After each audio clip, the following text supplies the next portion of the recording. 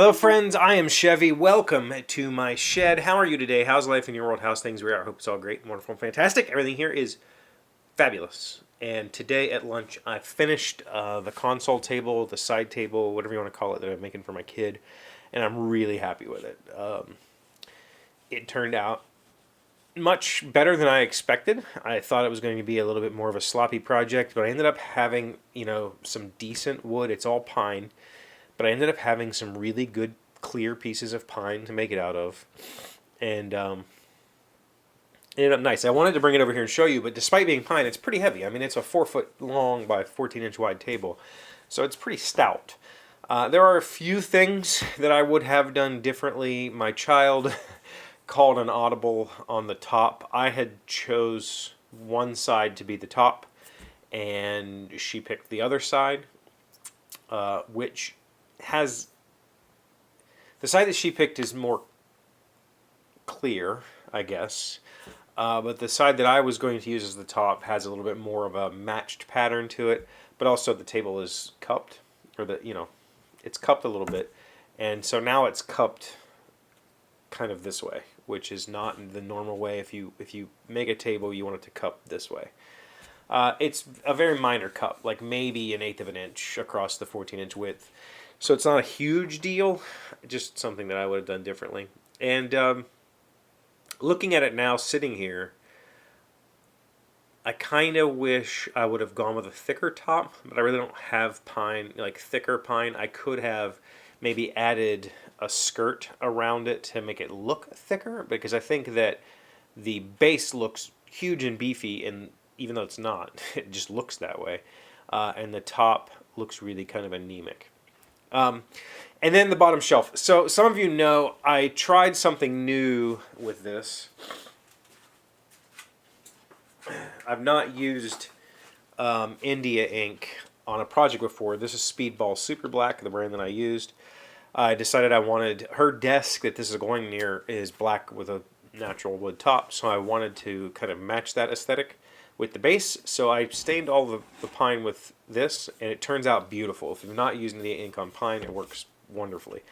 I brushed it on with a sponge brush, kind of just laid it on pretty thick, let it dry, buffed it a little bit with a white Scotch pad, and it looks fabulous. With this product, number one, it's water-based, so it doesn't take forever to cure. You can put whatever you want over top of it. And number two, it's not a paint, and it's not thick like an oil-based finish, so it doesn't fill any of the grain. So if you put this on and that's it, and then you kind of wipe off the excess or buff off the excess, it just looks like black wood. It doesn't look like it's been painted or stained or anything. It just looks like black wood. And so that turned out really nice. The problem was when I put shellac on top of it. I decided to finish the base in shellac. And I don't know if it was the borate that's in this solution, because this does contain shellac, or if it was an old can of shellac that was expired, but it just got really tacky and really crappy. And I let it sit for a week, and it never recovered from that. So I'm assuming that the shellac was old. I have not mixed up a new batch of shellac to try. I want to keep experimenting with this and the shellac, but. So when I got back from the holidays, I came down and just got a couple of dish rags and some denatured alcohol, and I completely scrubbed the base of all the shellac that was on it. I took all the shellac off, and I had to re-dye some parts of it. Truthfully, I liked the look.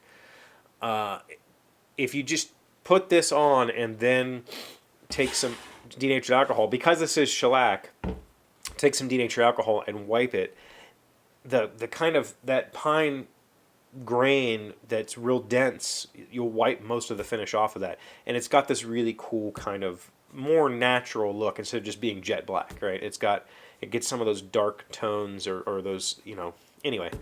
But the reason I had to redo it was because I had some paint spillage, or not some paint, I had some squeeze out from glue, and those places just wiped completely clean.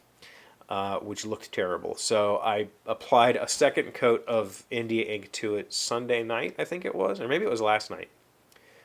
I think it was last night, actually. I put a second coat of India ink on it, let it sit overnight, put the 6th and final coat of wipe-on polyurethane on the top, and then today at lunchtime I came down and buffed it all with furniture wax. So no finish on the base except for furniture wax. Now, I did kind of screw up, and I want to fix it, but I've already waxed it, and I don't know what the fix is once something's been waxed. The bottom shelf I did not strip. It was not sticky. It didn't have any, so I must have put less shellac on or whatever. It didn't stay sticky like the rest of the thing. So I just decided to wax right over top of and it just looks wrong. I think part of the reason it looks wrong is because there is shellac on there still, and because I didn't buff it the way I would normally buff shellac, there's brush strokes that are, and it looks kind of shiny compared to the rest. It doesn't look right. I was just being lazy, I think, and I didn't want to buff it or strip the shellac off, and I should have done that.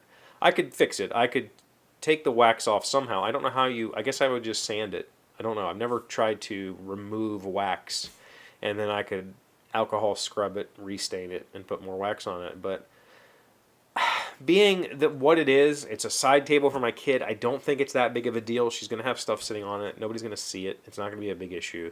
The rest of the table turned out beautiful. The top is super nice with 6 coats of poly. Really, really nice piece. The last thing I have to do, I bought this little like C-clamp. This is some sort of, I think this is made for like hanging movie lights on a pole or whatever, and it's got some threaded things here. I'm going to use this underneath of the stretcher rail, and I've got to build her some sort of little hook here to hang her headphones. So that's going to be something I work on next. But for now, the table's done, and I can take it to her. And I think she'll love it, and I think it will last a long, long time. It's, oh, by the way, I used threaded inserts for the first time, and some large-headed stainless steel furniture bolts, and these will really make it easy if she wants to take this with her to college, or move around or whatever. It'll make it real simple to take the table apart and make it flat packable.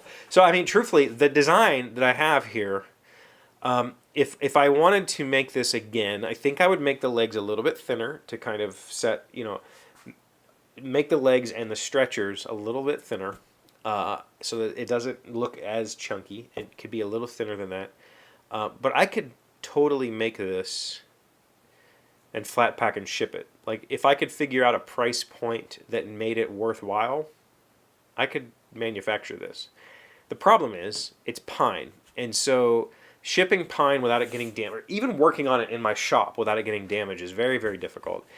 And if I was to make it in batches where I could cut a whole bunch of legs, cut a whole bunch of shelves, assemble some tops, that'd be if I made it one-off, like, I would have to probably charge $250 for it, and it's just pine. It's not like a nice table, right? It's not going to hold up, and that would be a weird price. But the design, if I were to make it in hardwood and charge $250, $275, I could totally make this thing flat packable and shippable really easily because I designed it that way. So, cool project. I had fun with it, and I got to get back to working on the room. And Em wants some hanging bookshelves, so I got to go get wood for that. I think I'm going to make those out of cherry to match the other pieces in our bedroom that I've made. Yeah, that's been the news here. What have you been up to? Let me know in the comments. Thank you for being here as always. Thank you for liking, commenting, subscribing, being amazing friends, wonderful people. I really appreciate you. And I'll see you again tomorrow. Today's word you should know to sound smart is interpose. It is a verb meaning to aggressively insert your unsolicited opinion, assistance, or presence into a situation where it's not particularly wanted. I hope I am not interposing, Eileen said as she walked in on her meeting, which of course she was. Interpose, I-N-T-E-R-P-O-S-E. I used to be one of those people that would... I was a well actually guy. I'd be like, well, I collect facts and trivia, and I would like to share it with anybody who would listen, and even those who didn't really want to listen. But I got over that.